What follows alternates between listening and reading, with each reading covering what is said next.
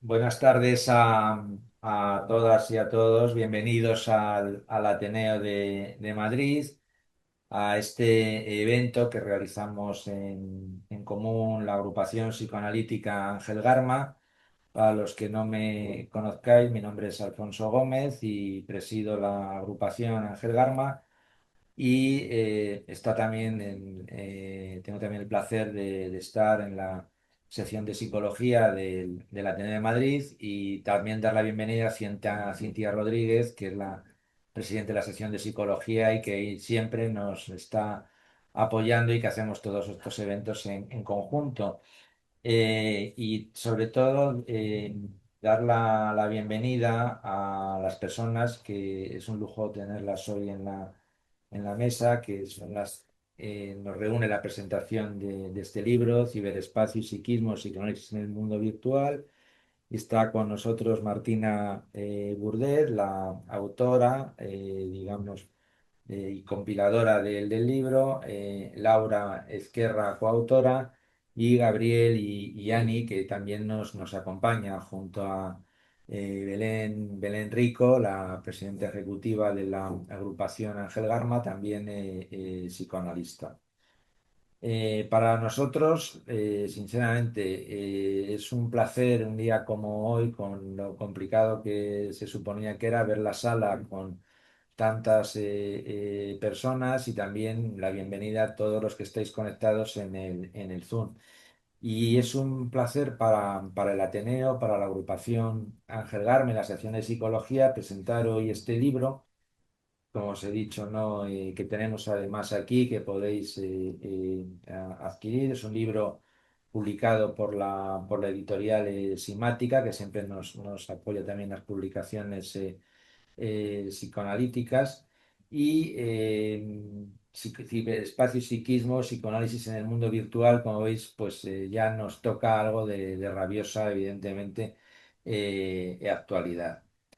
Pero al mismo tiempo, la cuestión es que todo lo que tenemos está profundamente ligado a todas las transformaciones hoy en día contemporáneas en la subjetividad, en el vínculo, y especialmente nos toca, o a mí también me tocó desde la cuestión del COVID, en la práctica clínica. Me consta que tanto Martina como Laura, además, cuando hemos estado llevan mucho tiempo trabajando esta cuestión, realmente es un lujo porque son unas maestras, unas expertas en esta cuestión, donde algunos que llegamos incluso más tarde, pues hemos ido también un poco aprendiendo, y prácticamente, y diríamos todos los que trabajamos en el campo, sí hemos tenido que tener pues contacto con esta experiencia del trabajo también en este campo de lo virtual, ¿no? Gente que nos lo critica, pero yo diría también muchas veces, tal vez si Freud hubiera vivido no hoy en el siglo XXI y hubiera dispuesto de las tecnologías que tenemos, pues seguramente pues también lo habría utilizado. Por otro lado, hay un desarrollo evidentemente tecnológico y una expansión de espacios virtuales, y nos interrogan nuestra manera de habitar el mundo, de relacionarnos, de amar y, por supuesto, pensar el trabajo psicoanalítico. Y la virtualidad yo creo que ya no constituye, yo es lo que también me ha inspirado leer el libro, un espacio paralelo a la vida psíquica, sino una dimensión que está integrada en la experiencia contemporánea y en la práctica. Hay nuevas formas de presencia, de ausencia, de exposición del cuerpo, las identidades, los lazos sociales, y atraviesan tanto la vida de nuestros pacientes como nuestra experiencia del mundo y nuestra manera de comunicarnos y relacionarnos. Por eso, para mí, el libro que hoy presentamos abre, y os invito, desde luego, ya de entrada para leerlo. Yo personalmente lo he disfrutado muchísimo. Es un libro que es muy, muy agradable de leer. No hay que eh, ser especialmente además un experto. Está muy, muy bien trabajado, con mucho rigor, pero a la vez se disfruta. Eso es lo que también uno siente cuando contacta con un libro. Así que enhorabuena, ¿no? De entrada por el trabajo. Y es un campo de reflexión desde una perspectiva rigurosa, plural y clínica, y realmente tampoco se quedan las simplificaciones a veces que aparecen en algunos trabajos con relación a lo digital. Y uno de los grandes méritos es abordar las cuestiones sin perder nunca de vista la complejidad humana que va a estar siempre en juego detrás de las transformaciones tecnológicas. También agradezco al Ateneo de Madrid. Sí, agradezco al Ateneo de Madrid la posibilidad de sostener estos espacios de pensamiento y debate. Y dicho esto, y también pues agradecer también, como decía, a la propia editorial Semática y a su director Manuel Noe Esber, que también ha trabajado con nosotros, por el hecho de poder seguir también publicando, ¿no? Cosa que hoy a veces es difícil, ¿no? En nuestra situación, textos donde el psicoanálisis esté presente, que eso es de lo que se trata y lo que la agrupación también pretende. Y ya sin más, paso la palabra a Belén Rico para que pueda presentar a nuestros participantes de hoy, que podamos, seguro que va a ser así, disfrutar de este acto. Muchas gracias a todos.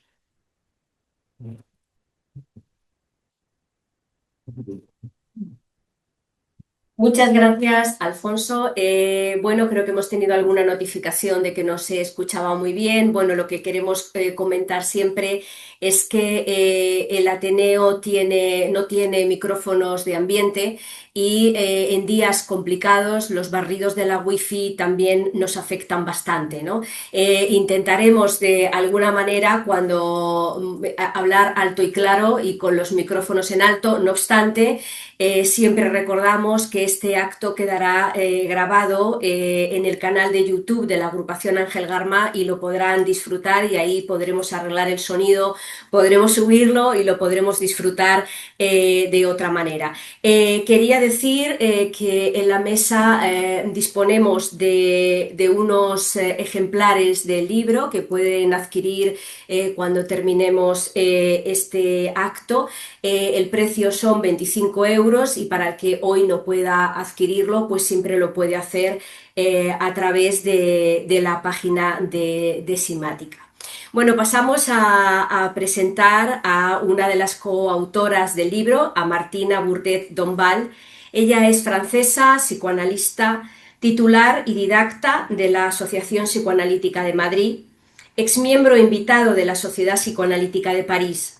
Formó parte de la directiva de la Federación Europea y de la Junta Directiva de la Asociación Psicoanalítica de Madrid, del primer grupo de reflexión de la Internacional de Psicoanálisis sobre el trabajo online, y dirigió y presidió el periódico virtual interregional global Psicoanálisis.today. Desde el 2019 hasta la actualidad dirige el Comité de Investigación de la Federación Europea sobre el análisis y la psicoterapia a distancia.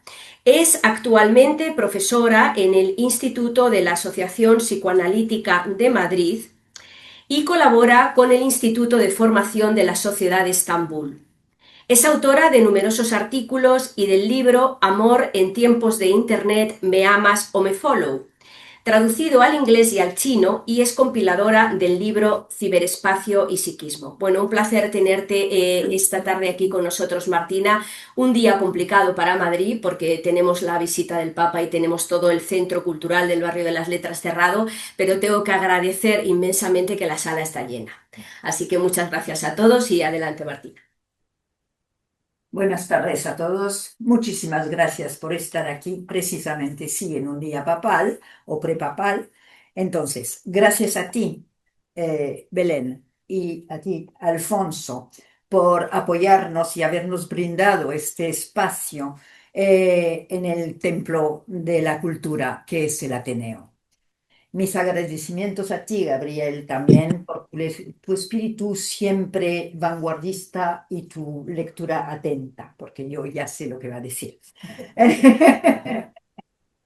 Como autora principal y recopiladora de ciberespacio y psiquismo, debo de decir que esto nació de una experiencia con ciertos filósofos en Hangzhou, en China, donde íbamos a trabajar y participaron otras personas que también han escrito algún capítulo en el libro, que son Katy Bogliato, actual vicepresidente de la Internacional de Psicoanálisis, Svetlozar Vasilev de Bulgaria y Constanza Aranguren de la Sociedad Británica y Colombiana.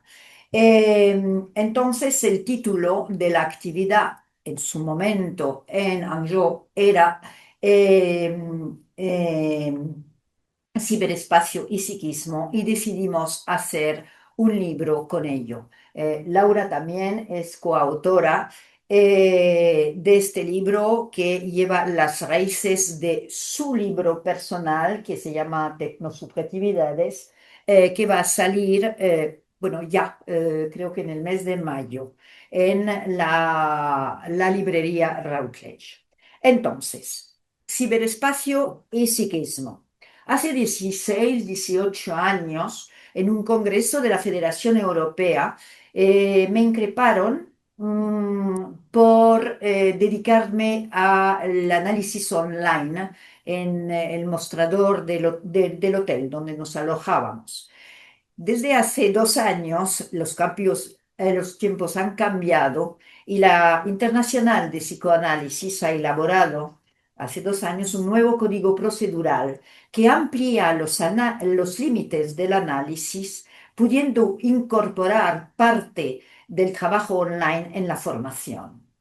En 2016, la Comisión Europea apuntaba que había 3.000 millones de personas conectadas a un smartphone y más de 100.000 apps sobre salud y bienestar capaces de proporcionar información sobre sueño, ritmo cardíaco o demás cuestiones pertenecientes al care, al buen bienestar, a lo que se llama el quantified self, explotado, por cierto, por la industria. El paciente ha devenido actor de sí mismo y de sus cuidados.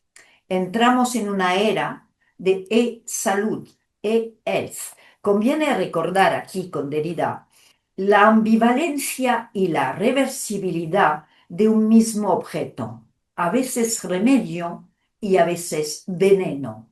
Remedio por la ilusión que depositamos en él, veneno cuando contribuye a ser o a formar algo, instrumento de nuestra alienación. Y el psicoanálisis que tiene que ver con todo esto, ¿no?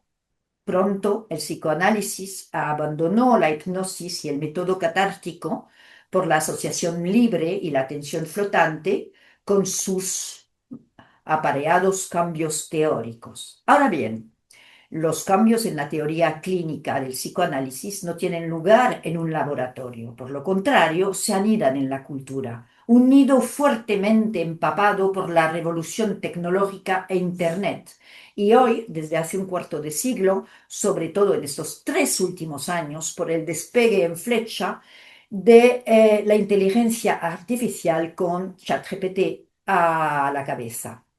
La IA generativa va aprendiendo de nosotros, nos adivina, nos aconseja, lo cual implica cambios sustanciales en nuestro análisis del mundo actual y en el cambio en las subjetividades.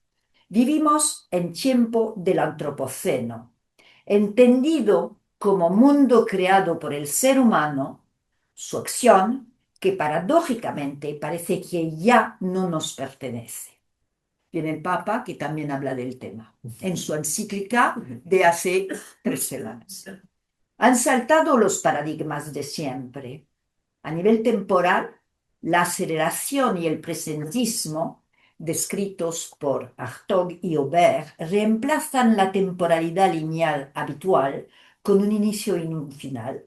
Sacuden la temporalidad analítica y su noción de après-coup. Se impone la dictadura de la urgencia. El relato está en crisis. El metarrelato, como lo señaló Lyotard, frente al tsunami de las imágenes y de los mensajes cortos. El antiguo régimen de historicidad miraba al pasado Antes, cuando no sabíamos algo, consultábamos los textos antiguos sabios de los filósofos, los historiadores, pero hoy pareciera que cuando tenemos un problema, miramos el porvenir, hacia el cual habría que dirigirse cada vez más rápido, y ello debe de ocurrir sin demora, de hoy para hoy y de ahora para ahora mismo. Por otro lado, mirar y ser mirado se han tornado simultáneamente tanto en ideales como en tiranía. Gracias a la virtualidad, obtenemos un aumento de nuestros cuerpos sensibles, vinculados de algún modo con la tecnología. Todos andamos, aunque sea con nuestro celular, como hombres aumentados, alargados, pequeños prometeos, cuando no tenemos un artefacto como el cyborg del que va a hablar Laura, o cuando no tenemos, pongamos, un embarazo y estamos atravesados por ecografías que ya obviamente hacen que nuestras fantasías psíquicas están condicionadas por un mundo totalmente medicalizado. Es por citar unos ejemplos. La contingencia geográfica no es ya necesaria. Online se produce un desplazamiento, un alejamiento del aquí y ahora. Virtualmente, lo virtual no está aquí. Sus elementos son nómadas, desteriorializados. Por ejemplo, fuera del despacho del analista, el cuidado, paradójicamente, no requiere de la copresencia física compartida en un mismo espacio. De eso va el libro. Las relaciones humanas se desarrollan en un marco antropológico diferente.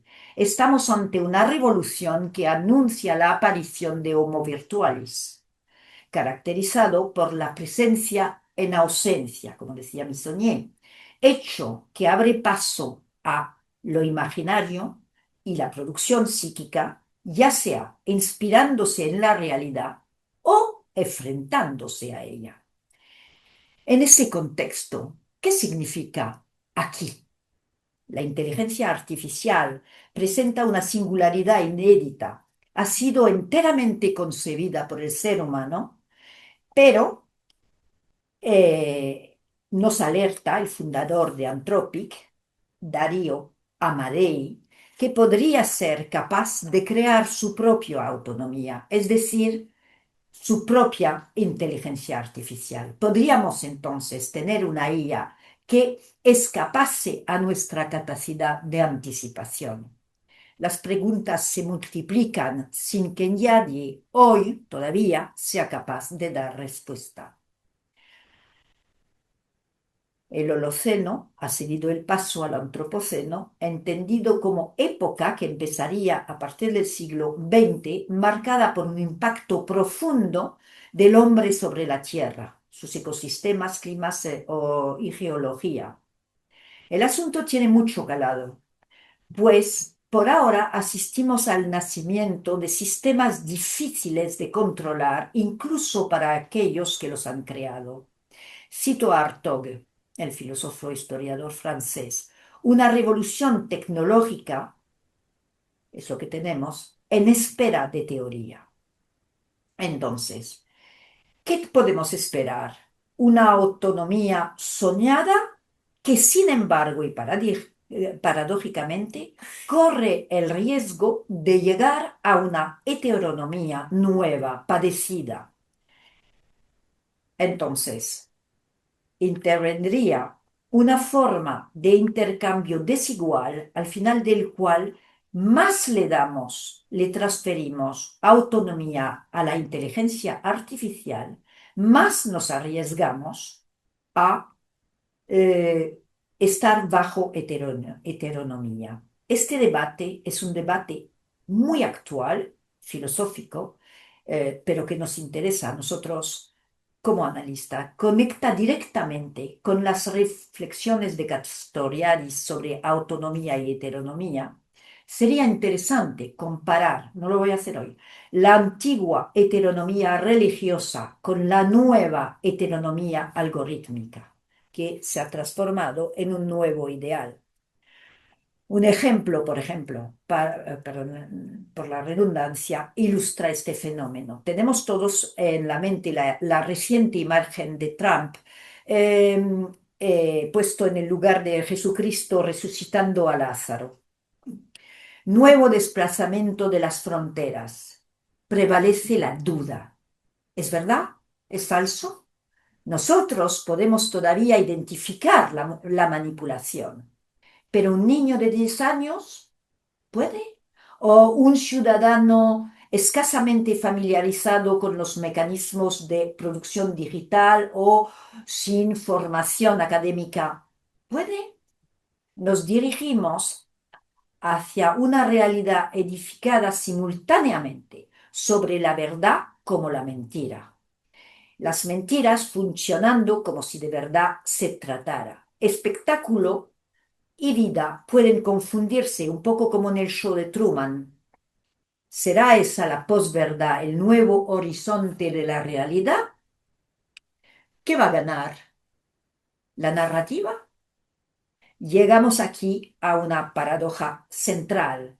Hay una imagen derivada de las primeras huellas mnémicas en psicoanálisis que despiertan la fuerza del sentir desde que el ser humano puede ver su primer otro que es la madre y más adelante empujan esas huellas y esas imágenes como productoras de representaciones o de un discurso más preciso. Pero hoy hay otras imágenes producidas masivamente que caen sin tregua en avalancha traumáticamente, dotadas de inquietante extrañeza, fabricadas por la IA o no, pero que pueden sustituir, es muy importante para nosotros psicoanalistas, el papel del otro en su rol vital para la constitución del psiquismo.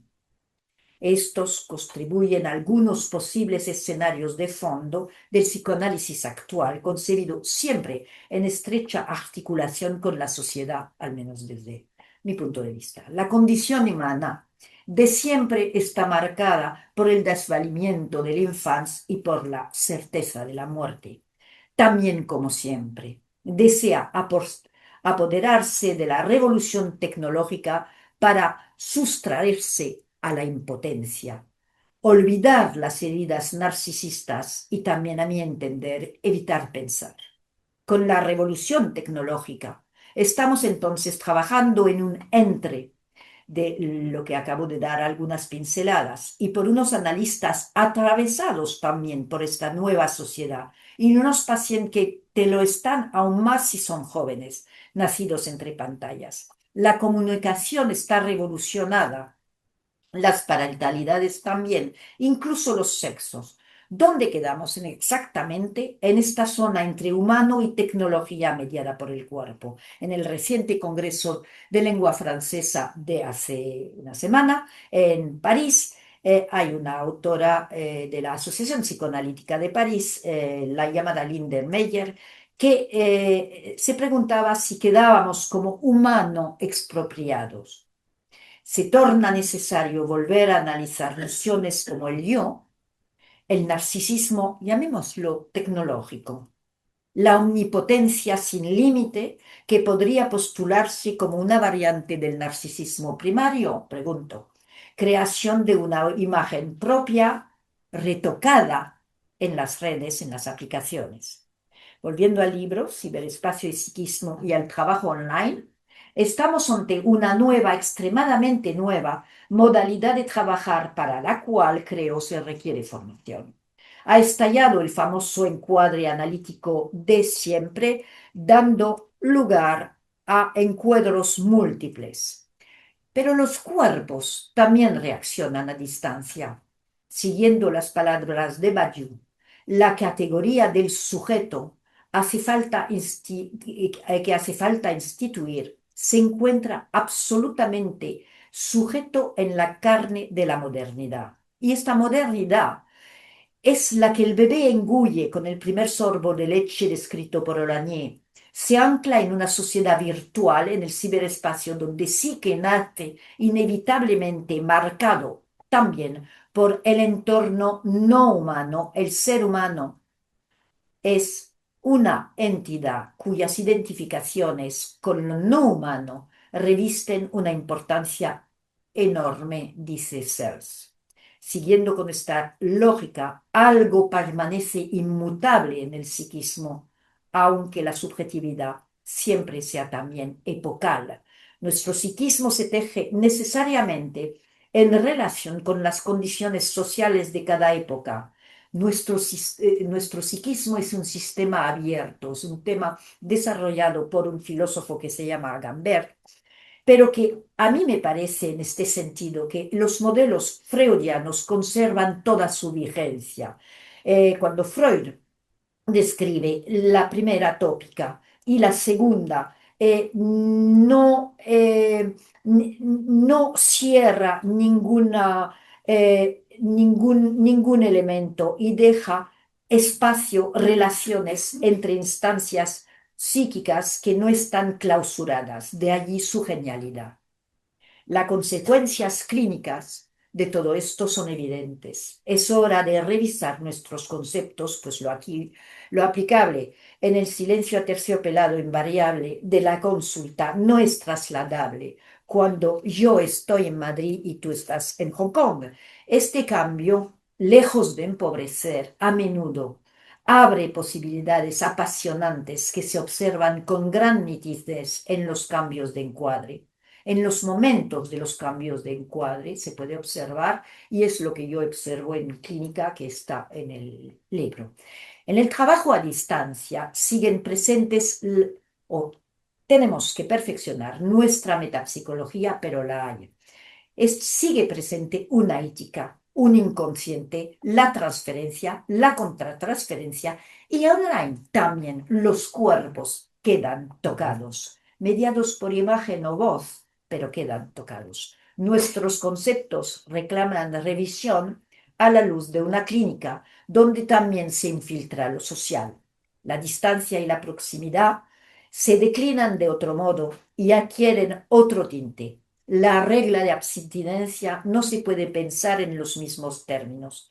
Los aparatos que transmiten voz o imagen favorecen la floración de elementos sensoriales simbióticos y arcaicos, más que en lo presencial. Y la noción de límite, de presencia, de cuerpo incluso, se tiñe de otros matices.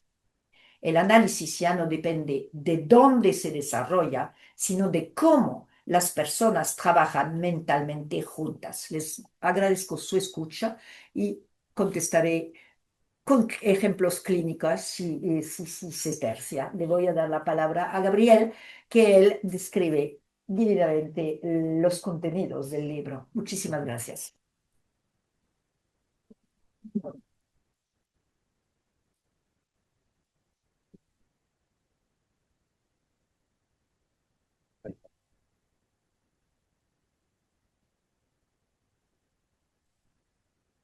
Vamos a pasarle la palabra a Gabriel Gianni, es psicoanalista, presidente, docente y supervisor en la Asociación de la Escuela de Clínica Psicoanalítica con Niños y Adolescentes de Madrid, director del Máster en Psicoterapia Psicoanalítica en Niños, Adolescentes y Padres de la Universidad Europea, Miguel de Cervantes y AEPNA, miembro titular de la Asociación Psicoanalítica Internacional, especialista en niños y adolescentes reconocido por la IPA, miembro invitado de la Asociación Psicoanalítica de Madrid y Premio David Lieberman en el año 1998, Premio Elena Evelson en el año 2001 y autor de numerosas publicaciones tanto a nivel nacional como internacional. Es un placer contar contigo en esta mesa, Gabriel, cuando quieras. Bueno, gracias Belén por la presentación. Martina, yo me siento muy halagado y muy honrado por la invitación a presentar este libro, que la verdad que es un libro magnífico. Bueno, presentar hoy el libro Ciberespacio y Psiquismo, Psicoanálisis en el Mundo Virtual, compilado por Martina Burdet, implica para mí poner de relieve una pregunta cada vez más presente en la clínica contemporánea. ¿Qué ocurre con el encuentro analítico cuando las condiciones tradicionales de presencia, distancia, cuerpo y continuidad empiezan a modificarse? Y más aún, ¿qué ocurre con el cuerpo, con la espera, con el encuadre o la transferencia cuando la experiencia terapéutica empieza a desplegarse en espacios donde la proximidad y la distancia ya no se organizan de la manera en la que tradicionalmente la habíamos conocido. Creo que una de las mayores virtudes del libro consiste precisamente en no reducir estas transformaciones ni con una celebración ingenua de lo virtual, ni con una nostalgia de las condiciones perdidas. Los diferentes capítulos que componen el libro no anuncian el derrumbe del dispositivo analítico clásico, ni tampoco celebran ingenuamente las nuevas tecnologías. Hacen algo a mi gusto mucho más inquietante.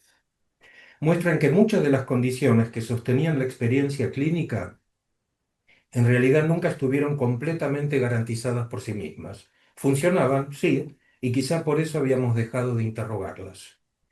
El texto de Araguren, por ejemplo, sobre presencia y ausencia del objeto en lo online, resulta especialmente fértil en este punto porque obliga a formularlos una pregunta, de nuevo, clínicamente muy incómoda. ¿Qué significa realmente que el otro esté presente? Porque hay sesiones online para hablar de lo virtual, donde la conexión es perfecta, la imagen permanece estable, la voz llega sin interferencias, todo parece funcionar y sin embargo, algo del encuentro no termina de producirse. Y quizá una parte importante de las preguntas que atraviesan el libro comience precisamente ahí, con esa pregunta. ¿Qué significa realmente que alguien esté presente? Y esta inquietud, esta pregunta, surgía constantemente en mí mientras leía este libro por su resonancia con una clínica con niños y adolescentes en la que los videojuegos han pasado a formar parte de mi trabajo clínico desde hace muchos años. No como un instrumento contemporáneo ni como un simple signo de época, sino como un soporte que permite que ciertos movimientos psíquicos comiencen a adquirir representabilidad. Y ahí surge la misma cuestión. ¿Qué hace que aquello que se despliega en sesión logre abrirse a una escena ficcional?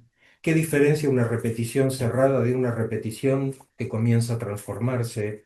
¿Qué condiciones permiten que una secuencia lúdica deje de ser pura descarga y adquiera espesor de experiencia, de encuentro, de simbolización? Como nos muestra Vasilev, uno de los autores del libro, en su texto cuando nos habla de Pedro, un adolescente de 13 años que gracias a los videojuegos la alianza terapéutica logra instalarse y la conflictiva edípica encuentra finalmente figurabilidad. Porque el ciberespacio, a mi modo de ver, no constituye un nuevo escenario donde seguirían representándose conflictos ya conocidos, pero bajo un decorado contemporáneo. Interviene, como decía Martina recién, en las condiciones mismas en las que esos conflictos pueden ser figurados, evitados, desplazados o elaborados. Por eso la cuestión de la virtualidad no puede agotarse, como bien muestra el libro, en una sociología de los dispositivos ni en una descripción de hábitos culturales. Afecta a la economía del encuentro, al régimen de la presencia, a la articulación entre cuerpo e imagen, al modo en que el otro aparece, desaparece o se sostiene. Y es justamente allí donde el libro encuentra uno de sus puntos de mayor densidad, situando el problema, creo yo, en el plano correcto. Lo central no pasa por decidir si lo digital empobrece o enriquece la clínica, si representa una pérdida o una ganancia, si constituye una amenaza o una oportunidad. Lo decisivo pasa por interrogar qué ocurre con las condiciones de la experiencia cuando el encuentro analítico deja de apoyarse en ciertos supuestos de continuidad, copresencia y estabilidad corporal. La cuestión del cuerpo es en este sentido central. El capítulo dedicado a sus mutaciones, con materiales como Leonor o la referencia a Neil Harbison que nos trae Laura Esquerra, no plantea simplemente el problema de una imagen corporal alterada o de una tecnología incorporada al organismo. No habla solamente de las tecnosubjetividades. Lo que pone de manifiesto es una modificación más profunda en el estatuto mismo del cuerpo. Un cuerpo que ya no coincide plenamente con su presencia física inmediata, porque puede aparecer mediatizado, fragmentado por la imagen, ampliado en sus funciones perceptivas, expuesto bajo nuevas condiciones de visibilidad. No desaparece desde luego, pero deja de poder pensarse como un soporte evidente y unitario. Y esa transformación, evidentemente, tiene consecuencias para la subjetividad. En la adolescencia, este punto adquiere una importancia decisiva, porque la adolescencia no es solo un tiempo de reordenamiento identificatorio, sino también un momento en el que el cuerpo vuelve a imponerse como problema, como lugar de interrogación, extrañeza, exposición y conflicto. La virtualidad, ilustrada bellamente en la problemática de Dorotea que trata Laura, aporta a la adolescencia nuevas superficies de escritura.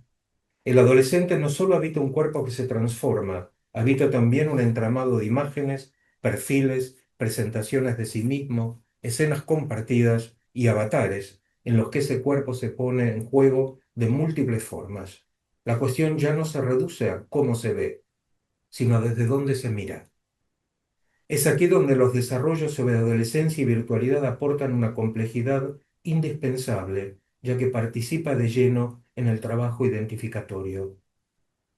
Porque la virtualidad ofrece superficies de ensayo, espacios de proyección, lugares donde el sujeto puede probar versiones de sí, explorar posiciones.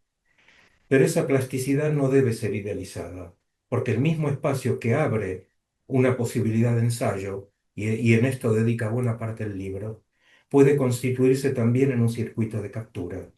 La escena digital permite jugar con las identificaciones, pero también puede imponer ideales de visibilidad y reconocimiento que sustituyan el trabajo psíquico del sujeto por una adaptación cada vez más inmediata a formas externas de validación. Esto no significa, sin embargo, que haya que leer el espacio virtual únicamente bajo la rúbrica de la alienación. Una de las virtudes del libro está precisamente en no caer en una posición tecnofóbica. El entorno digital aparece también como un lugar donde ciertos movimientos pueden comenzar a tener lugar, donde una palabra encuentra por fin un borde, donde un refugio se transforma en vía de acceso.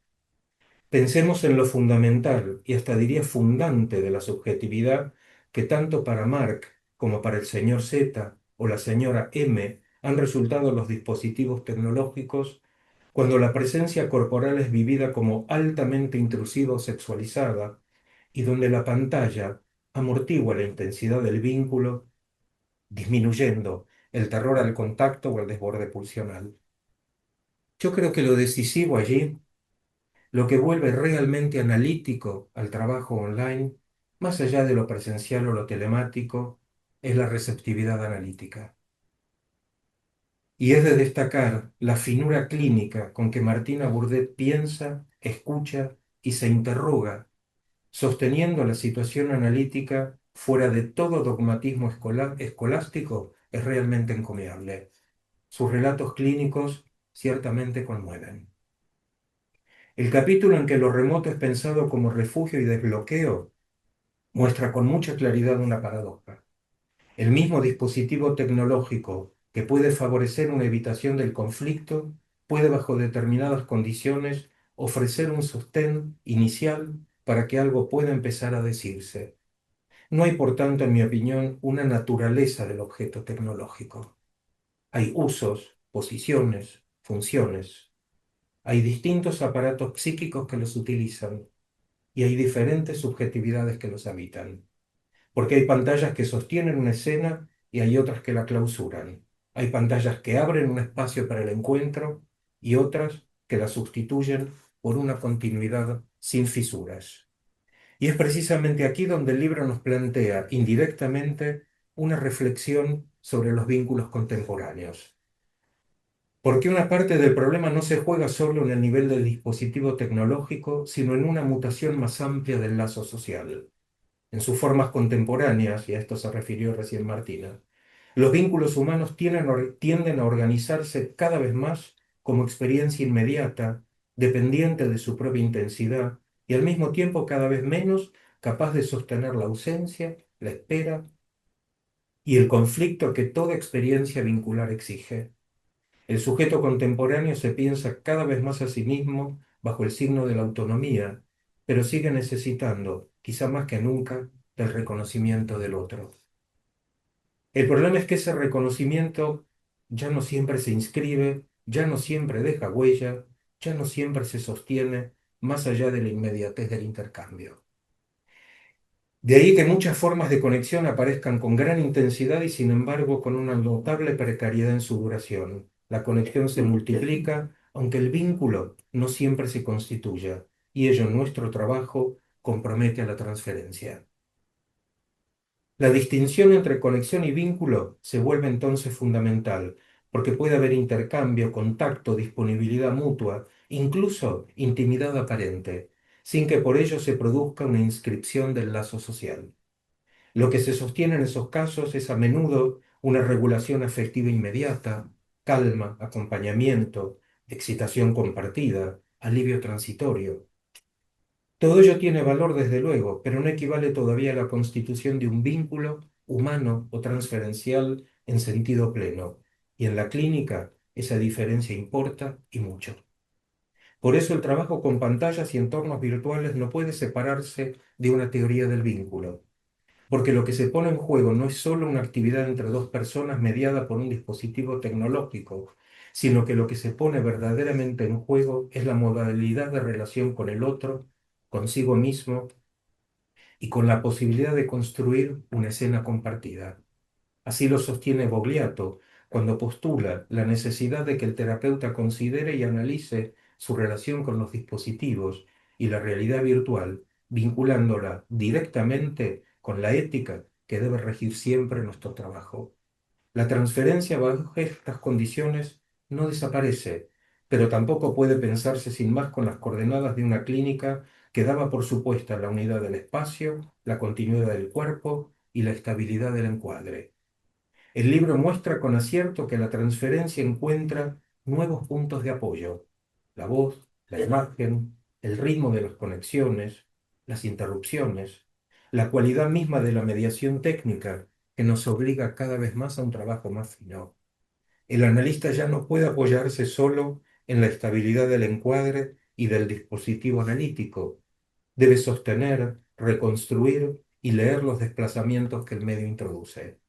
Cuando la conexión falla, se interrumpe o se fragmenta, no solo se altera una condición externa, queda en evidencia que el encuadre era también una arquitectura temporal y espacial que hacía posible que algo del orden de la experiencia se sostuviera.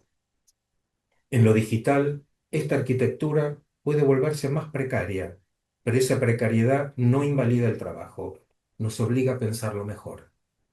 Quizás este es uno de los aportes más fecundos del libro: mostrar que el problema no pasa por defender nostálgicamente una pureza perdida del dispositivo clásico, ni por celebrar ingenuamente la plasticidad de lo virtual. Pasa por interrogar qué condiciones siguen siendo necesarias para que algo del encuentro humano se inscriba.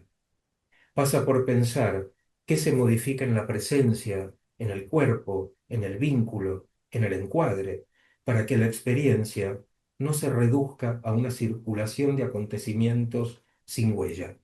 Porque una de las transformaciones más inquietantes de nuestra época quizás no resida únicamente en la proliferación de pantallas, sino en la dificultad creciente para sostener formas de vínculo que no queden inmediatamente absorbidas por la lógica de la conexión permanente. Por eso, a mi modo de ver, la pregunta de fondo que atraviesa ciberespacio y psiquismo no es simplemente si la virtualidad favorece o entorpece el encuentro analítico. La pregunta es otra: ¿qué hace que algo de lo que ocurre llegue efectivamente a acontecer, a que se constituya como experiencia subjetiva? Y esa pregunta ciertamente recorre, en mi opinión, las páginas de un libro que invita a ser leído. Agradezco profundamente la iniciativa y el enorme trabajo liderado por Martina Burdet, al resto de sus autores por sus valiosísimas reflexiones, a la editorial Simática por editar un libro que para mí ya debe ser considerado un imprescindible en nuestras consultas, y por supuesto al Ateneo de Madrid por hospedar un encuentro que nos permite seguir pensando en una clínica, la del siglo XXI, que evoluciona y se transforma. Muchas gracias.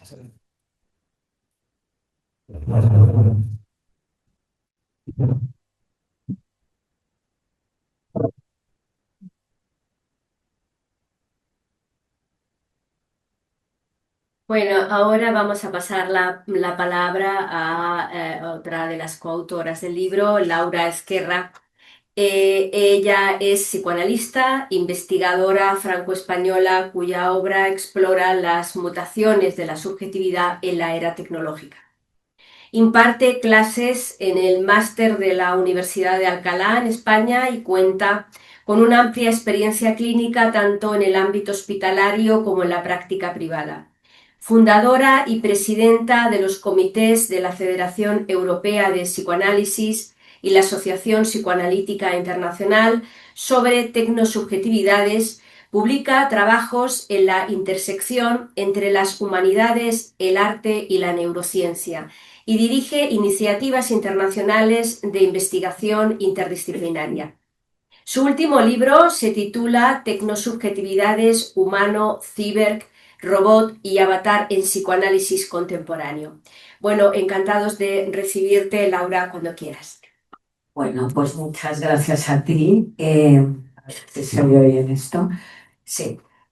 Bueno, lo primero que quiero hacer es agradeceros mucho a ti, Belén, a Alfonso, al Ateneo por esta invitación. Gabriel, muchas gracias por acompañarnos esta tarde. No sé si me estoy... Bueno, va bien el micrófono. Eh, Gracias a Martina por abrir el diálogo y permitirnos seguir pensando en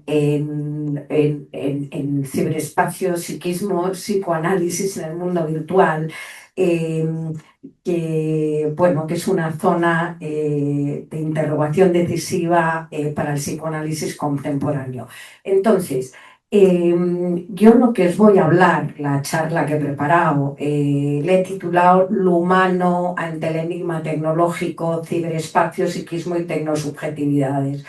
Entonces, lo que voy a abordar, voy a aprovechar que el Pisuerga pasa por Valladolid, que dicen por aquí, entonces yo voy a aprovechar para plantear eh, cómo, qué acontece en el sujeto del inconsciente cuando el ciberespacio deja de ser un espacio de comunicación exterior para convertirse en una dimensión activa, si cabe, constitutiva del sujeto humano. ¿Qué pasa en el yo? ¿Qué pasa en la arquitectura psíquica?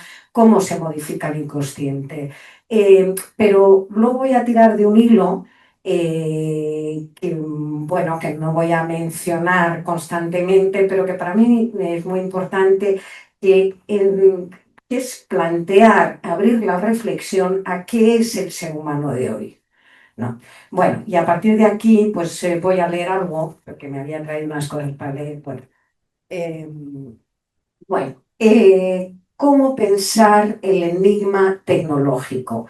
A la hora de pensar el enigma tecnológico en todas sus modalidades, conviene introducir una precisión fundamental. Lo técnico ha acompañado siempre la constitución del humano.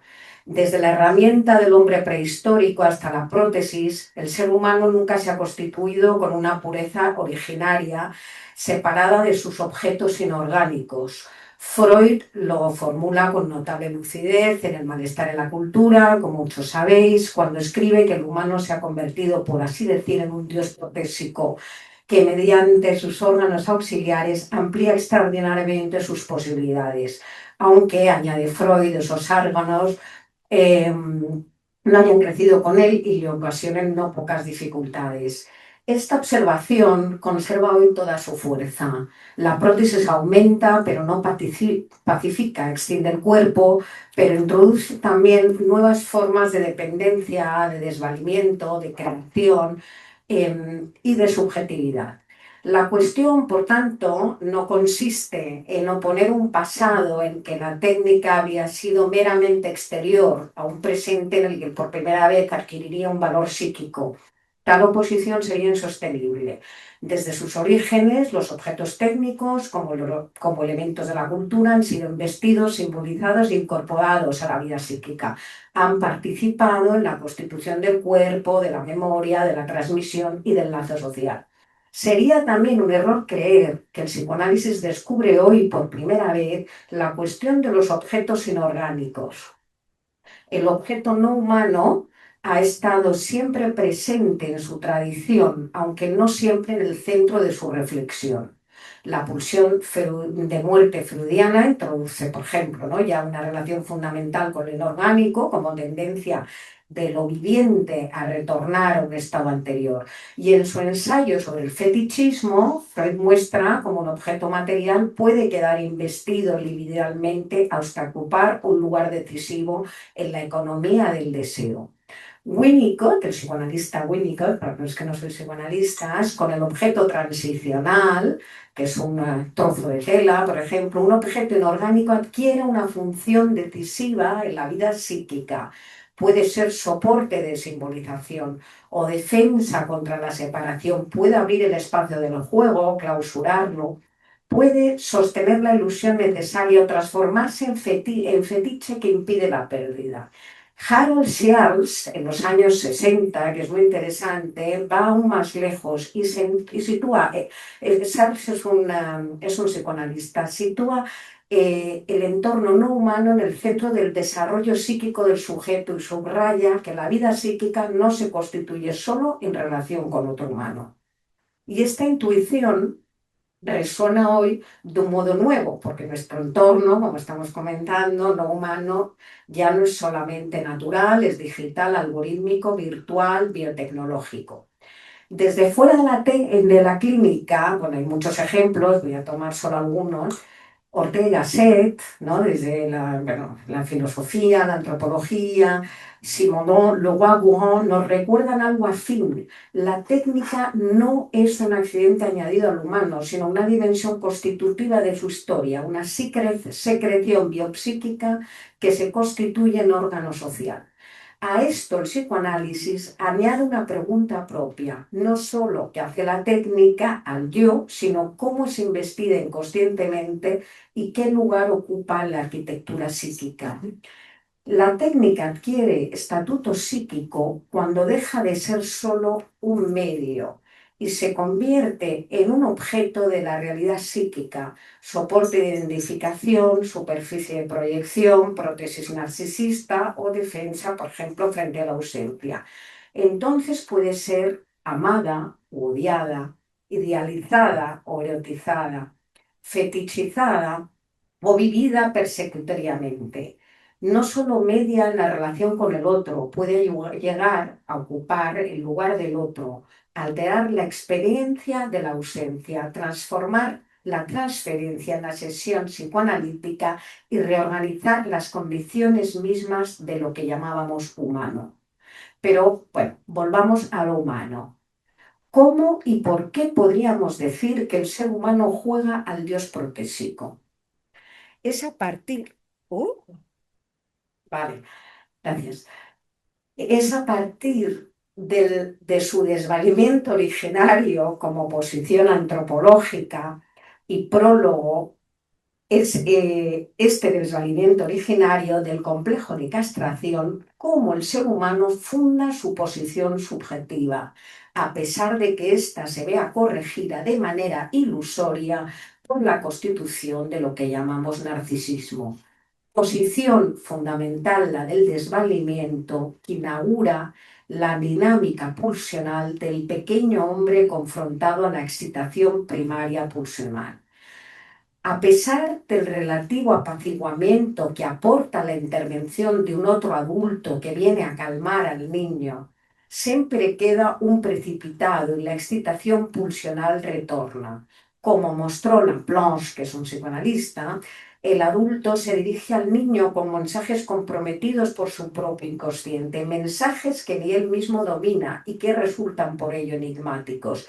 Aquello que el niño no consigue traducir se deposita como resto y ese resto no traducido constituye el inconsciente. Esa excitación, y desde una perspectiva laplanchiana, excitación sexual en la acepción ampliada del término, no en sentido genital, es lo que puebla el inconsciente del sujeto y permanece a lo largo de la vida como el indomable psíquico. es para paliar ese indomable psíquico cómo se gesta en el ser humano la tendencia a suplir y a crear aparatos auxiliares. En este sentido, el aparato psíquico es ya su primer prototipo y las prótesis tecnológicas que hoy nos prolongan son las más recientes. Quisiera aportar una imagen que me parece elocuente.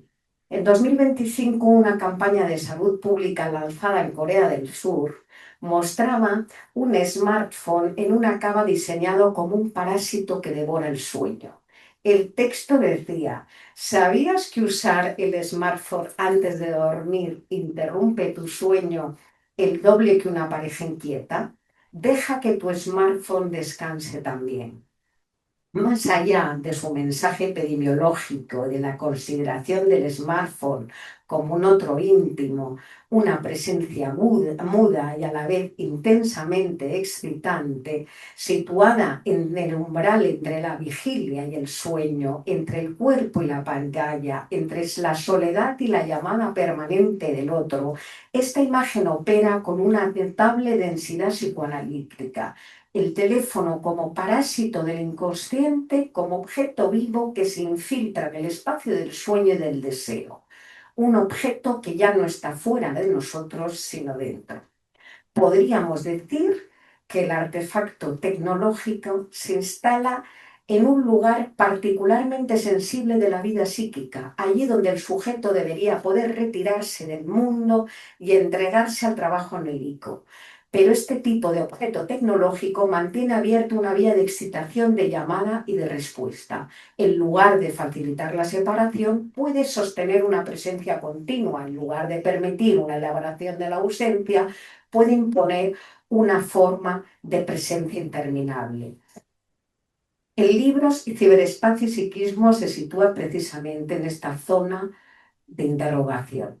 En esta línea podríamos decir que estamos asistiendo al surgimiento del Homo cyborg, subjetividades injertadas, cuerpos protésicos, identidades algorítmicas. Se trata de una mutación que opera en el corazón de lo psíquico, donde el tecnoentorno ya no es solo transicional en el sentido winnicottiano, sino es también digital, conectado, programable.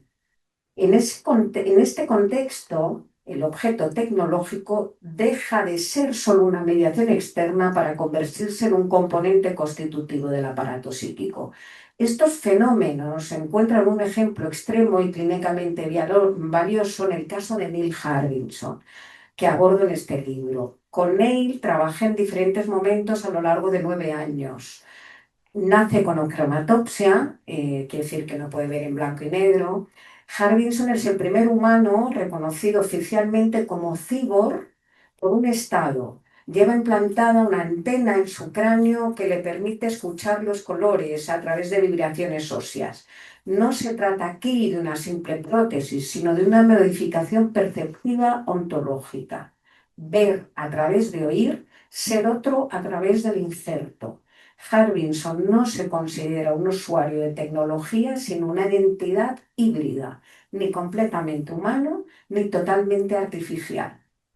Lo que aquí se pone en juego no es únicamente la compensación funcional de una deficiencia sensorial. Se trata de una transformación del aparato perceptivo, del esquema corporal y del sentimiento y de identidad. Harbinson no ve los colores, los escucha. La percepción y la identidad se reorganizan mediante una articulación inédita entre sujeto y tecnología.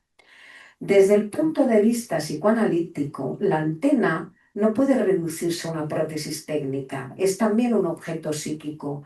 Participa en la constitución de su yo, en la organización de su relación con el mundo y en la modalidad misma de su presentación ante el otro. Se trata de un objeto incorporado, investido, subjetivado, que modifica la frontera entre lo propio y lo extraño, entre lo orgánico y lo inorgánico, entre lo natural y lo artificial. El objeto tecnológico aquí deja de ser un suplemento exterior para convertirse en una condición parcial del ser del sujeto. El caso Harbinson permite formular una pregunta más amplia.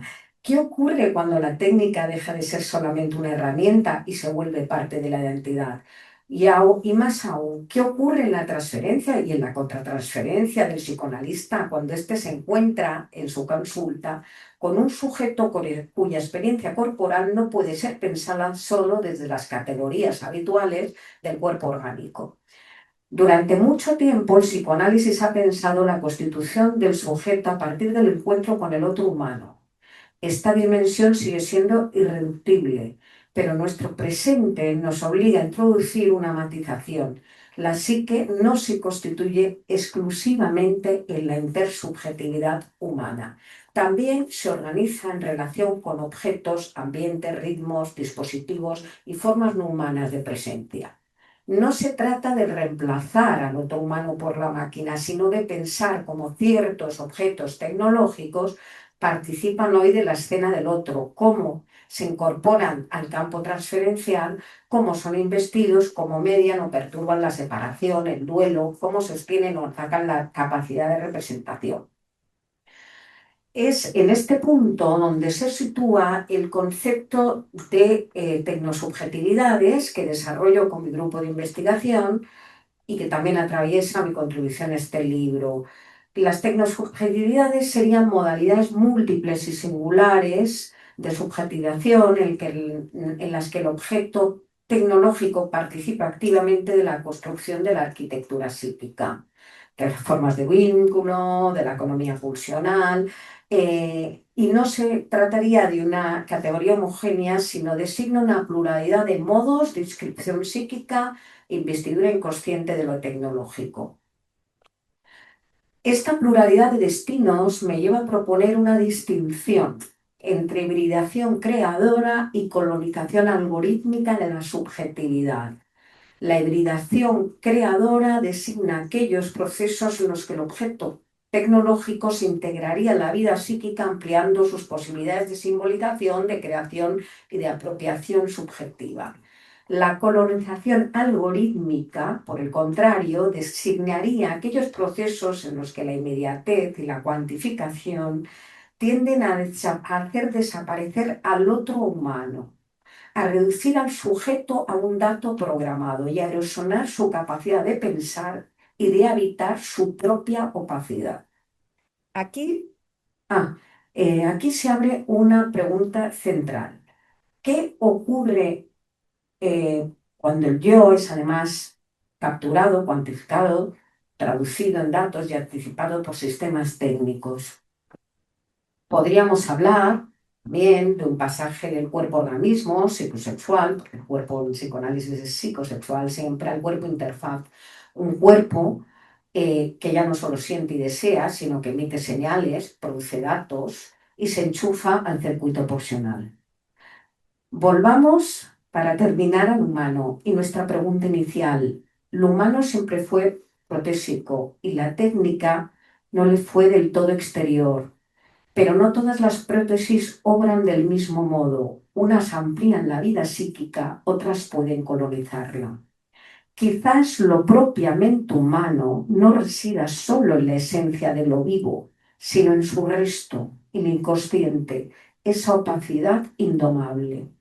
Sería tranquilizador pensar que ese resto es un refugio inexpugnable, el último reducto al que la tecnología no llega. Si el dispositivo viene a ocupar el lugar del otro y si se infiltra en el espacio mismo del sueño y del deseo, también puede ir alojándose en ese resto, modelando lo que se reprime y lo que no se traduce. El sueño del sujeto contemporáneo quizás no venga borrando la opacidad, sino habitándola. Quizás lo humano sea hoy precisamente eso, un enigma que nunca acaba de traducirse y quizás esto es lo que podemos rescatar hoy del humano. Bueno, pues muchas gracias.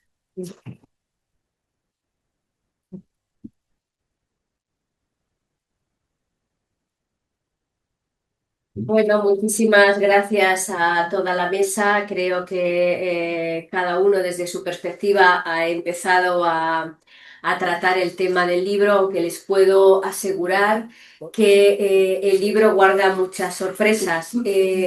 Para los que no hayan abierto el libro, supongo que la exposición de Laura les habrá provocado fantasías. Bueno, en el libro está la foto real del caso del que está hablando Laura, ¿no? Bueno, también es cierto que el libro tiene muchos casos clínicos, lo cual le hace al libro una gran diferencia con respecto a otros que son eminentemente teóricos. Bueno, y como nos gusta siempre desde el Ateneo, pues ahora tienen ustedes la palabra, cualquier comentario, bueno, cualquier tipo de diálogo que quieran establecer con los ponentes, pues estamos dispuestos a dar la palabra.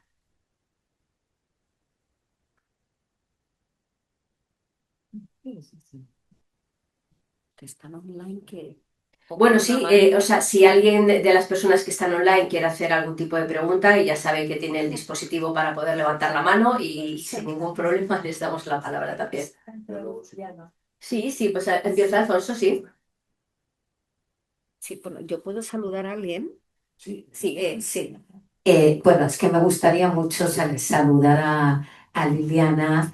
Liliana, muchas gracias por estar ahí. Liliana también está en estos grupos de investigación. Nos saluda desde Buenos Aires. Y un abrazo fuerte y un abrazo a todos los que estáis ahí online. Gracias. Bueno, yo estoy encantado de haberos escuchado a Martina, Laura, a Gabriel y bueno, yo soy desde casi preadolescente, un gran lector y amante de la ciencia ficción, ¿no? Mm. Y claro, los amantes de la ciencia ficción, ¿no? Pues nos acordamos de Philip K. Dick, ¿no? El que se basa la obra de Blade Runner, Sueñan los androides con ovejas electrónicas, qué decir de 2001 con el ordenador de HAL, y estoy escuchando ahora a Laura, a Gabriel y a Martín y me pregunto, porque al final, ¿no? Si uno empieza con Julio Verne, el viaje a la luna y se van cumpliendo las cosas, pues ¿dónde estamos ahora, ¿no? Porque yo soy un neófito prácticamente en la cuestión de la inteligencia artificial, pero he empezado a investigar el tema y estoy realmente impactado, ¿no? Impactado por los niveles que hay de inteligencia no artificial. Me decía un colega, dice, bueno, es que la inteligencia artificial, claro, si le pregunta a la propia inteligencia artificial, dice, bueno, yo es que no tengo inconsciente, dice la propia inteligencia artificial, no está bien, ¿no? Ese sería un punto donde lo humano, yo entiendo lo que decía, no, Laura puede estar ahí, o sea, inconsciente en lo humano. Pero pensando en Blade Runner me pregunto, ¿no? En un momento dado hacia dónde vamos, ¿no? ¿En qué momento nos vamos a empezar a confundir entre lo que es lo humano y lo no humano, ¿no? A partir de la cuestión del cibor, etcétera. Me decía una vez un paciente, un chico, ¿no? Que, bueno, estaba en una situación, ¿no? Pues depresiva, de mucho aislamiento y no llegaba y me decía, pues estaba muy en contacto con las redes, que empieza a confundirme de qué es lo virtual y qué es lo no virtual. Entonces, os pregunto un poco también en ese sentido, ¿cómo creéis que va esto a avanzar? Porque lo que habéis traído me parece magnífico, pero toca el punto precisamente de eso, ¿no? ¿Dónde estamos, ¿no? Ahora mismo, ¿qué es lo auténticamente humano? Me ha impactado lo de la cuestión del cibor, porque dice, ¿no? Con impulsos auditivos construyo, no, colores. Es que, o sea, ¿cómo entonces empezamos a pensar la representación de palabra, de cosa freudiana? ¿Cómo se va a construir, ¿no? De alguna manera, a partir de ahora también lo inconsciente que va a pasar con la cuestión del desamparo. Los chicos no están pues conectándose, o los jóvenes y hablan con la inteligencia artificial y encuentran, ¿no? De alguna manera respuestas. También hace chistes, ¿no? Que parece que no es la propia inteligencia artificial. Y un poco os preguntaba y sobre todo, bueno, a los tres, ¿no? Que habéis hecho una magnífica exposición sobre qué pensáis, ¿no? de lo que va a ser en un futuro el punto de lo auténticamente humano. Al final va a terminar en un momento dado confuso, sin saber muy bien qué es lo humano que es lo virtual, ¿no? Y bueno, la verdad es que sobre todo lo del ciber me ha impactado, ¿no? Porque esa antena de objeto es que además ya no es una prótesis en una mano, es que es otra cosa, lo que yo creo que está transmitido, Laura, lo que tú has sentido. Me gustaría ir un poco que nos lo ampliaras eso, y muchísimas gracias, ¿no? Por vuestra intervención, me ha sido maravilloso. Si os parece, como hay dos manos levantadas, recogemos la primera pregunta de Alfonso, la de Liliana y la de Susana, y luego ya paramos y respondéis, ¿vale? Voy a intentar daros la palabra. Primero voy a empezar a intentar dar la palabra a Liliana, que ha sido la primera que ha levantado la mano. Permíteme un momento.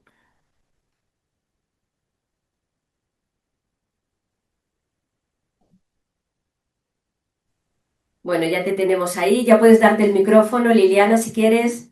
Gracias, buenas noches. Una felicitación tanto para Laura como para Martina, como para Gabriel. La verdad que la profundidad con la exposición realmente me parece maravillosa. Con Martina tenemos un largo recorrido, con Laura empezamos a tener ese recorrido y con Gabriel lo conozco de la Asociación Psicoanalítica de Buenos Aires. Hay una pregunta que quiero hacerles que tiene que ver con la intimidad en el ciberespacio, donde en realidad Mira, Liliana, habla despacio porque el problema es que en la sala no te oímos.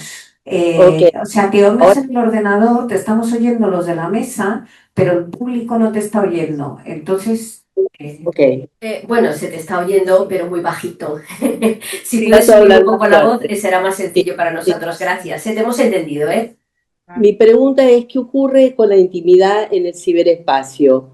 Cuando se ha convertido en un espectáculo con excesos de miradas, excesos de aceleración, de porosidad, y tomando lo que dijo Laura, ¿podríamos construir una nueva intimidad en el ciberespacio con ese resto irreductible que nos queda en el cuerpo, en el sueño, en el símbolo? Esta es la pregunta que quiero hacer. Gracias, Liliana. Voy a pasarle ahora la palabra a Susana. Un momento, por favor.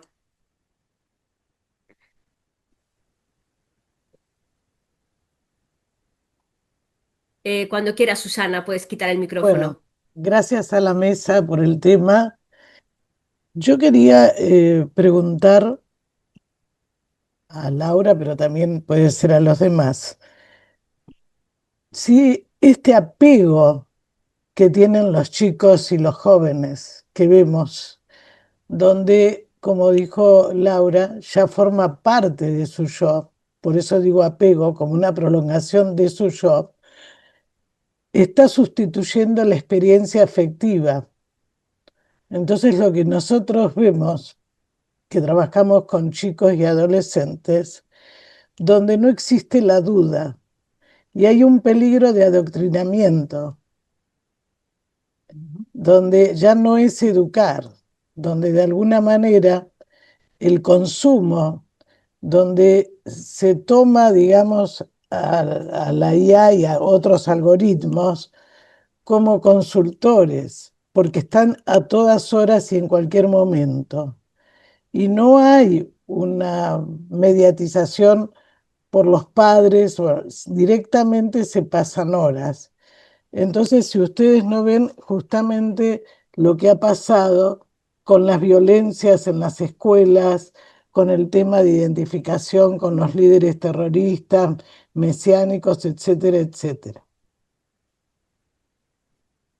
Gracias, Susana. Y ahora pues podemos pasar, si queréis, a la ronda de respuestas. sí. A ver, bueno, ¿Empiezas tú? Como tú quieras. Sí, sí. Bueno, como veáis. Sí. Eh, bueno, Alfonso, sí, vamos a ver. El tema del cyborg que tiene de entrada para mí tuvo una cuestión, un impacto traumático.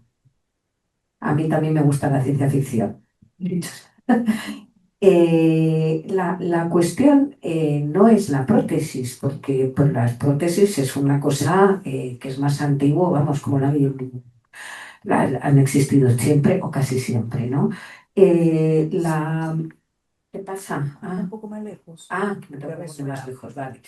Bueno, entonces la cuestión es que es cuando la prótesis es integrada y ese cambio perceptivo, que en este caso, bueno, se está apoyando en una, no sé si llamarlo una discapacidad, en una problemática de este chico, ¿no?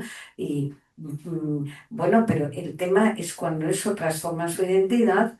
Pues lo vive así y cuando él ya no se siente 100% humano y cuando eso ya transforma la relación con el otro, y además narcisísticamente le coloca en otro lugar. Entonces, bueno, me parece que es un caso extremo, pero que permite cuestionar eh, esas supuestas certezas que teníamos o que nos venía bien tener hasta ahora, ¿no? Donde había algo orgánico, inorgánico,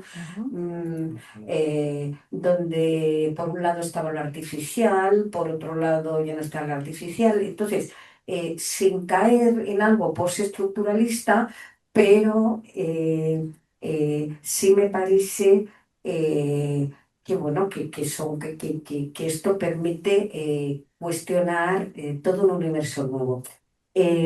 Luego, bueno, voy a seguir. Susana, ¿la pregunta era para los tres o...? Sí, te decía vos, pero si Aquí. alguien quiere agregar, Sí, porque vos a ver, hablaste, dime, ella es a ver parte si he del entendido yo. bien la pregunta, porque como no escucho muy bajito. Vamos a ver, me parece que me has preguntado por el apego, ¿no? Por Claro, la experiencia. ¿Cómo? cuando en el proceso de identificación, Los no procesos de hay, en el identificación. proceso de identificación, tiene que haber cambio y permanencia. Cuando hay permanencia nada más, por eso usé la palabra apego, donde los chicos y adolescentes no existe la duda ni el cambio, se aferran, digamos, a las redes, a los algoritmos, y que eso se ha comprobado que lleva también a situaciones de adoctrinamiento y toman lo que reciben de las redes, de la IA, como lo único. No existe la duda, porque no hay una experiencia afectiva. O sea, permanecen con eso, pero no hay cambios. Y nosotros sabemos que para el proceso de identificación es necesario la permanencia y el cambio. Sí, pero ¿cuál sería la pregunta? Si vos considerás que eso puede traer ese adoctrinamiento que estamos viendo, es decir, donde el chico y el adolescente no puede, digamos, pensar, lo que toma es así, porque no existe la experiencia afectiva. Bueno, a ver, me parece que ahí tocas varios temas.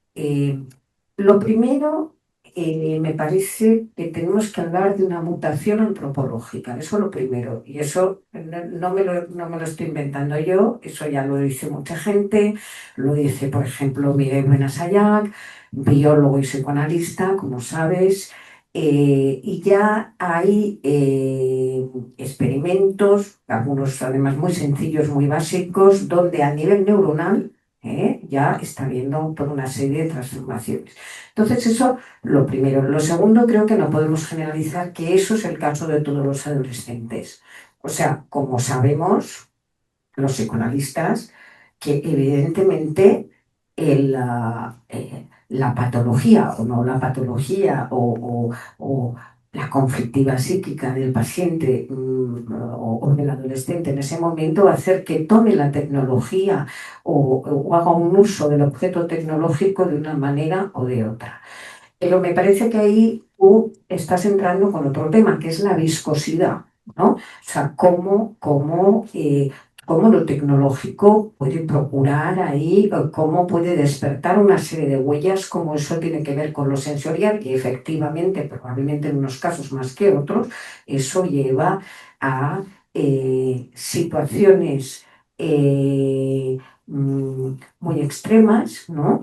Pero bueno, como ha ocurrido siempre en los procesos adolescentes, o sea, el adolescente necesita en un momento determinado colocarse de manera extrema, pero yo creo que lo que tú apuntas es que probablemente lo virtual, lo tecnológico, sin un humano que medie en un adolescente con una determinada patología, digamos, cuanto más severa, pues más va a despertar una serie de huellas y una serie, y por tanto vamos a entrar en algo mucho más impulsivo, mucho más grave. Vamos, no sé, yo lo pensaría así. Es que nosotros hemos Eh, visto muchos suicidios, ¿Cómo? donde de alguna manera hemos visto, perdón, ¿no? Porque quiero que otros participen, donde de alguna manera, como decía el compañero, ¿no? Por ahí, como no llegaba la sesión, preguntan a la IA y no pueden esperar, tiene que ser ya. Entonces a veces ha pasado que la IA le ha dicho que, bueno, se tiene que matar y se han matado. O sea, lo que quiero decir esto, que me parece que no podemos, digamos, no tener en cuenta que es muy importante que no sea solamente los algoritmos, que también esté presente, digamos, la presencia humana, ¿no? Lo que vos decías. La presencia humana. Ujú. Sí, sí. Bueno, vamos, es que que intervinieran también los demás, y luego yo vuelvo a contestar a Liliana con el tema de la intimidad, pero precisamente al algoritmo, en el algoritmo no hay un otro, ¿no? No, no hay un otro. No, no, tienes el Exactamente. micrófono, yo no te preocupes. No, Liliana, te voy a contestar, porque el otro no lo he entendido del todo. La intimidad online, bueno, pues quizá que tenga que ver con ese nuevo tema que se nos propone, por lo menos en la Federación Europea, cuyo tema es la seducción. Entonces, online hay una enorme seducción dependiendo de cómo del paciente considerado. Por ejemplo, yo he tenido un paciente pues, que se instala con camiseta, absolutamente nada debajo. Es verdad que desde Togo, que hacía mucho calor, pero otra que te deja todas las piernas abiertas, o hay un acceso importante y rico, porque todo esto constituye un nuevo material al cual hay una ampliación de la intimidad para un psicoanalista. Nunca habíamos ido a las habitaciones de nuestros pacientes, nunca habíamos visto a nuestros pacientitos enseñarnos al hermano, al padre, a su habitación, a su oso, etcétera, a su perro, todas estas cosas, o el que pasa durante las sesiones. O sea, tenemos acceso a otras cosas que no son solamente puros elementos, sino que tienen importancia en el material del paciente. Entonces, digamos que puede haber a la par una intimidad y a la vez una extimidad, una exhibición y un nuevo acceso al campo psíquico y al entorno del paciente. Es todo un tema muy abierto. Eh, Creo que este campo que se abre precisamente viene a contrarrestar lo que se puede perder cuando tenemos las sesiones en presencial. Ya estamos trabajando en el ascensor, en la calle, y después de la sesión. En el online estamos on-off, sin transición, lo cual resta quizá algo o al menos son situaciones diferentes. Por un lado tenemos un acortamiento, las cuestiones están difíciles de pensar. Bueno, me parece muy seductor, sí, muy seductor el tema de la fe sobre la seducción, porque hay seducción en esas imágenes y en nuestra penetración y en la voz. La voz también puede llevar un tono muy seductor. Esto depende de si se trabaja con imagen, sin imagen y de los diferentes casos. Bueno, me voy a parar aquí. Gracias. Bueno, ay, ya le da otra vez. Bueno. Liliana, vamos a ver, yo lo que estaba pensando es que, ¿qué es la intimidad? ¿No? Entonces, para aquella intimidad tiene que haber dos, ¿no? Y si estamos pensando en intimidad, estoy pensando, vamos, si hablamos de una sesión psicoanalítica. Entonces, si nos empieza a constituir, ¿no? De alguna manera el objeto inorgánico, no sé, o sea, cómo, cómo, cómo se podría transformar la intimidad, cómo, bueno, quizás se está anclando en nuevos símbolos, se está anclando, porque, vamos a ver, hay otra cuestión que estoy pensando, que la máquina, el objeto inorgánico, en realidad es el inconsciente del sujeto. Está creado por el inconsciente del sujeto. El robot está creado por el inconsciente del sujeto. Entonces, tiene que ver con la experiencia, ¿el qué? Porque has dicho de que está creado por el justo también.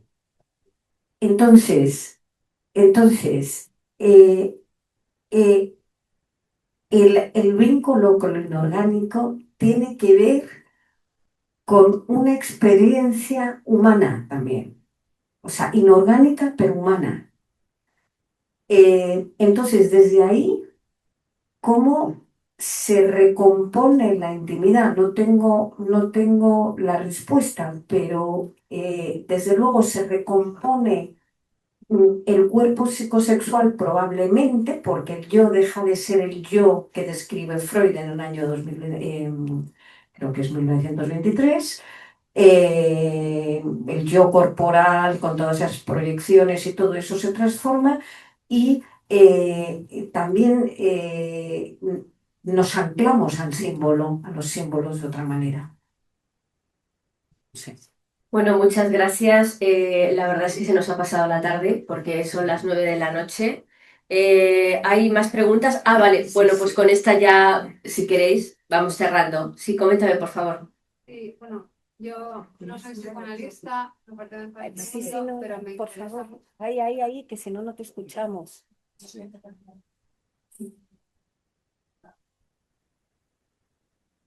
Bueno, como decía, bueno, lo primero, muchísimas gracias, porque la verdad es que me resulta apasionante todas las intervenciones. Yo no soy psicoanalista, no pertenezco a este mundo directamente, pero sí indirectamente y me interesa mucho como amateur. Y después de escuchar todas las intervenciones y las preguntas, hay una cosa que me interesa explorar con esto, más que la inteligencia artificial, es los usos que se están haciendo de este ciberespacio para profundizar en algunos no sé si llamarlo vicios o malas prácticas del humano, como por ejemplo, pues todo lo que se hace en la Deep Web, hay cosas realmente terribles que se están haciendo, como por ejemplo eh, torturas, ¿no? a humanos que se pueden ver a través de la pantalla y para lo cual las personas pagan para verlo, para ver estas cosas. que son como espectáculos del circo romano modernas, y que de alguna manera pues dan rienda suelta a lo peor del ser humano, ¿no? O sea, como que hay un lado que el humano tiene ahí escondido o reprimido, que de alguna manera este ciberespacio hace que puedan dar rienda suelta a eso. Entonces, ¿hasta qué punto esto repercute en, no sé si en el inconsciente o en esa parte más reprimida del ser humano que está pudiendo salir, ¿no? A través de estas prácticas horribles? Mercedes, ¿tú querías hacer una pregunta? Sí. Sí, yo creo que ya con eso, ¿no? Sí. Bueno, pues quería en primer lugar, bueno, agradeceros muchísimo este excelente trabajo tan rico, profundo, creativo. La verdad que he disfrutado muchísimo escuchándoos. Y además me parecía verdaderamente que este es un pensamiento verdaderamente complejo, recordando a Edgar Morin, realmente cómo lo habéis planteado. Bueno, tú decías, Martín, al comienzo, ¿no? Hablabas de la ambivalencia y reversibilidad de un mismo objeto. De qué importante el tema del uso, que también lo has destacado tú, Laura, ¿no? Y también, Gabriel, que tú mismo, ¿no? Hablabas de que justamente, ¿no? Que no hay una naturaleza del objeto tecnológico. Me parece que es muy importante esto también, cómo está como el uso que hace el humano y cómo le confiere también su ser desde ahí. Pues tú también ahora lo decías, cómo el inconsciente del humano participa en la creación, ¿no? Del objeto y también en la recreación, de cómo nos relaciona, ¿no? con él. Y bueno, y me parecía sumamente interesante, Laura, esta distinción, estos conceptos de la diferencia entre hibridación creadora y colonización étnica, que importante, ¿no? Porque me parecía, claro, hibridación creadora que habría a la creatividad, y la colonización algorítmica estaba relacionada claramente con la alienación, ¿no? Me parecía muy interesante. Esto, muchísimas gracias. No, gracias a ti, Mercedes. ¿Hay alguna pregunta más antes de cerrar la ronda? Bueno, pues entonces, Sí, por ahí sí. sí. Sí. Y aquí también. Breve, ¿no? Perdón, sí, gracias. Seré muy breve. Fijaros que estábamos hablando, Martina, recogías todas las coordenadas temporales, la alteración y espaciales, ¿no? Que organizan el psiquismo.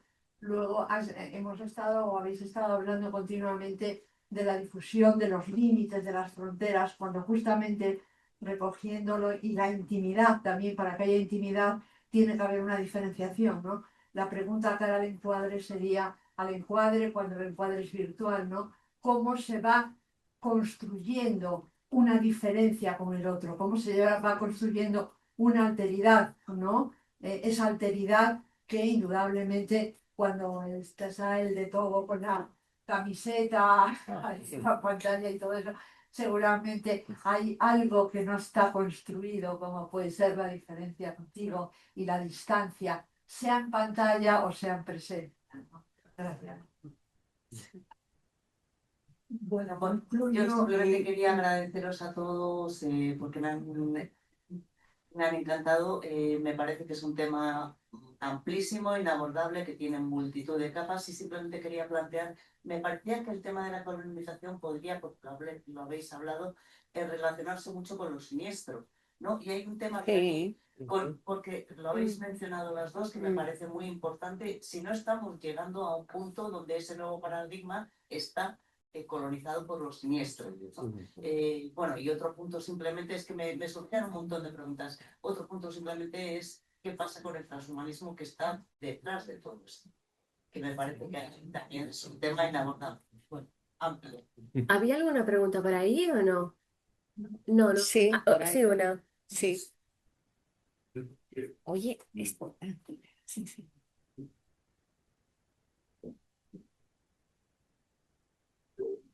Bueno, enlazando con, mencionaste a Ortega y Gasset, ¿no? Que hizo un trabajo sobre el tema de la técnica. Sí. Y lo que dice ahora la compañera sobre lo siniestro, ¿no? En este tema del ciberespacio. Entonces yo, más que una pregunta, quiero apuntar un par de cosas. En el foro de Davos, en el año 96, hubo un conglomerado, bueno, son estas personas que dirigen nuestras vidas, son los que decidieron que el ciberespacio, cuando ya se le llamó ciberespacio, antes Eso viene de cibernética, ¿no? Ampère fue el primero que lo utilizó. El ciberespacio tenía que estar fuera de control de los gobiernos. Eso se estableció en el foro de Davos, creo que fue en el 98. No estoy seguro, lo estaba buscando, no lo encontré. Y luego la OTAN, en el año 2016, en el foro de la OTAN en Polonia, también decretó que el ciberespacio pasaba a formar parte, era el quinto territorio sobre se debatía el poder. Aparte de tierra, aire, agua, espacio, y luego está el ciberespacio. O sea, está fuera del control de los estados, aunque son los estados los que lo permiten, y en relación a lo que dijo la compañera sobre la distribución de imágenes no perversa, de mutilaciones y todo este tema de la sospecha, solamente quería apuntar esas dos cosas. El foro de Davos determinó que el ciberespacio no estaba bajo el control de los gobiernos, no debería estar, y la OTAN lo consideró el quinto territorio de combate. Gracias. ¿Alguna más o ya pasamos a responder? Porque han sido muchas preguntas. ¿Sí? Paso. Bueno, luego te paso la palabra. Yo para concluir, bueno, gracias por la riqueza de las preguntas. Entonces, empezaré pues para situarme e intentar. Efectivamente, mi título que no he dicho se llamaba Otros límites. Entonces, alguien aquí ha dicho que había una difuminación, o efectivamente hay una difuminación de los límites por doquier, entre cuerpo y artefacto, entre todas esas nociones de intimidad, extimidad, fuera, dentro, todo esto queda muy complejo. Como ha señalado Mercedes, que ha citado a Morin al paradigma de la complejidad, el libro entero y todo de manera de pensar, que yo creo que hoy en día los analistas incluso no podemos pensar desde otro lugar que desde el paradigma de la complejidad, puesto que todas las cuestiones que tratamos son muy complejas y entonces necesitamos de otras ciencias, ¿no? De la filosofía, los historiadores, etcétera, etcétera, todo, para poder comprender los fenómenos que ocurren sin perder la especificidad de nuestra especialidad de psicoanalista. Y luego, en particular, quería contestar a esta evocación del placer en las torturas, y ahora no hace falta ir tan lejos, tenemos a la guerra en directo. Entonces, es una fascinación por las imágenes. Yo estoy trabajando sobre eso precisamente. Hay una fascinación por las imágenes. Voy a dar un ejemplo reciente, porque bueno, estoy trabajando y dentro de mi grupo hay 3 personas del Líbano. Entonces, cuando Israel ataca, avisa que va a haber un ataque en tal edificio y se desaloja el edificio. Bueno, hay 20 minutos, 30 minutos para desalojar. Hay gente que va y se aloja alrededor para ir rápidamente tomar foto de la explosión que va a tener lugar y a los 2 segundos está en las redes. La imagen violenta, que por supuesto dice algo de lo tanático que tenemos adentro, hay un placer y una seducción de la violencia tremenda. Yo creo que recientemente, este fin de semana, estaba viendo de nuevo La Naranja Mecánica. Como, pues es esto, simplemente que es una película del 61, creo. Es decir, que como decíais, la ficción, el arte, ya nos dice mucho de lo que es nuestro mundo hoy. Y muchas gracias, yo me quedo aquí y que concluyan los demás. Bueno, Gabriel, no. Los protagonistas sois vosotros. Ya no, pero vamos a... No, tengo una. Se oye. Bueno, muchísimas gracias por vuestros comentarios, por acompañarnos. A ver, varias últimas cosas con las que me he quedado.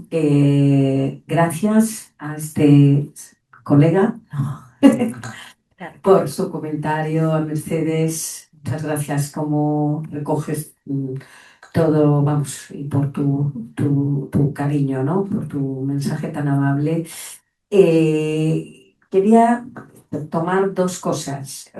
Una es que me parece que se ha mencionado el tema de lo ominoso, ¿no? El tema del ominoso, que por supuesto tiene mucho que ver, que Freud ahí recoge los cuentos de Hoffman, me parece, bueno, que tiene mucho que ver, ¿no? Lo familiar, lo no familiar y tal, como también estamos ahí en ese lugar.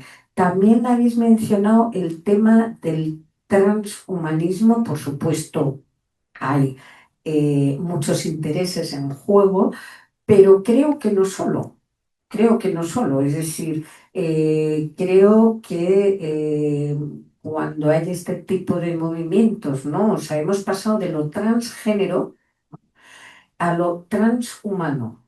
Entonces, parece que ya la cuestión del género fuera un tema como que se empieza a diluir y ahora resulta que entramos entonces, yo lo que me pregunto es si eso tiene que ver con una reivindicación precisamente de lo más humano, de la humanidad, y con una pregunta de fondo que ¿qué es ser humano?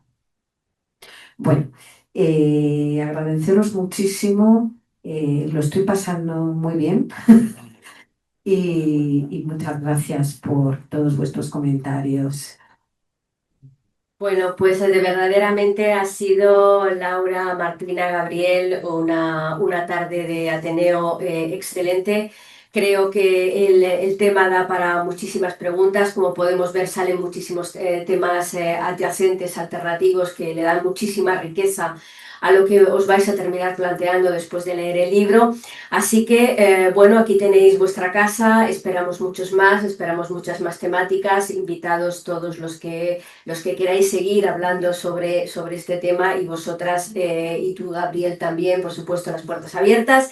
Y a partir de aquí, pues le paso la palabra a Alfonso, el presidente de la agrupación, para finalizar el acto. Gracias. Bueno, lo primero, pues agradeceros, Martina, Laura y Gabriel, por vuestra generosidad, de vuestras intervenciones, por todo el clima de pensamiento, de conversación que se ha creado, también con las personas en el online y con vosotros.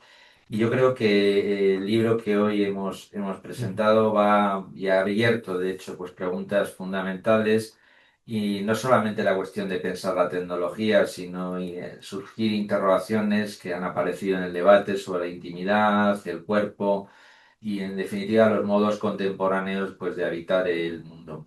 Un reconocimiento también a Simática Editorial por facilitar estas publicaciones que abren pensamiento y reflexión, y sobre todo por deciros que agradezco vuestra presencia aquí en el Ateneo, en esta agrupación psicoanalítica Gelgarma, en la sección de psicología. Vamos a seguir apostando por sostener espacios como este de reflexión y encuentro alrededor de todas estas interesantísimas cuestiones.